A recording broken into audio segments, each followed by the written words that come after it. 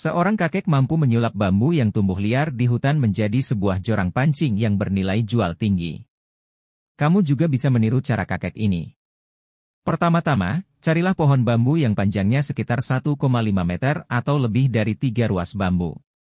Bisa cari di gunung, di kebun sendiri atau di kebun tetangga yang ada tumbuhan bambunya. Kemudian, jemur batang bambu segar di bawah sinar matahari hingga benar-benar kering. Ini bertujuan untuk meningkatkan ketahanan serat agar tidak mudah pecah. Proses ini bisa memakan waktu hingga 3 tahun. Kata kakek, untuk membuat joran yang berkualitas, harus memilih bahan secara ketat. Jika tidak, sulit baginya membentuk joran yang utuh. Setelah bahan utama sudah siap, proses pembuatan joran diawali dengan membersihkan ranting bambu terlebih dahulu. Untuk menghilangkan ranting-ranting bambu dan semua tonjolan yang muncul. Lalu kakek mengukur panjang bambu sesuai ukuran joran yang akan dibuat. Bambu yang sudah diukur, akan diberi tanda selotip lalu dipotong sesuai ukuran yang diinginkan. Langkah selanjutnya, kakek membersihkan luas bambu yang masih kasar. Ini memerlukan alat khusus untuk membersihkannya. Setiap proses dikerjakan dengan teliti. Meski permukaannya tidak rata, yang penting halus, kata si kakek, agar tidak melukai tangan saat melempar joran. Kemudian, ruang bambu juga dibersihkan, tujuannya agar joran nantinya ringan saat digunakan. Proses selanjutnya, merapikan lengkungan bambu. Mengingat bambu liar tumbuh secara tidak beraturan sehingga lengkungan bambu tidak lurus. Kakek ini terlebih dulu memanaskan bambu di atas bara api, lalu sesekali merapikan bambu dengan bantuan alat sederhana yang sudah disiapkan sebelumnya. Kemudian kakek ini menyambung potongan-potongan bambu yang sudah dibentuk tadi. Agar lebih kuat, sambungan bambu dililit benang. Benang hitam ini juga berfungsi sebagai gaya dekorasi yang unik pada joran. Lanjut ke proses pembuatan handel atau pegangan joran. Kakek memanfaatkan kertas koran yang dibentuk pola kerucut.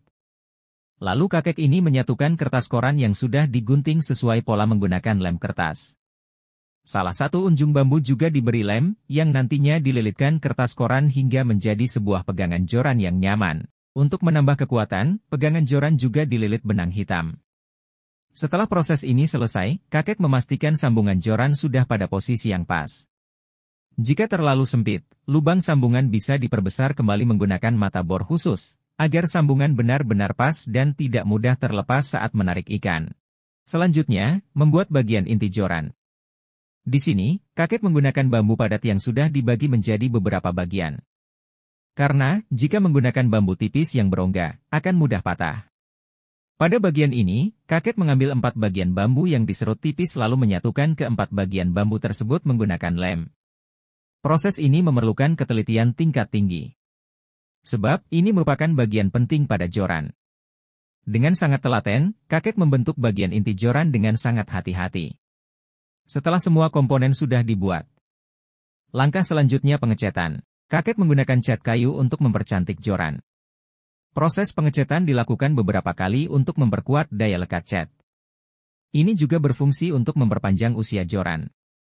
Setelah semua proses panjang dilalui, dengan hati senang, sang kakek mulai melakukan uji coba joran. Saat ingin digunakan, satukan semua sambungan joran pada posisinya masing-masing. Setelah digunakan, lepas kembali sambungan joran lalu joran bisa dimasukkan ke dalam tas agar mudah dibawa.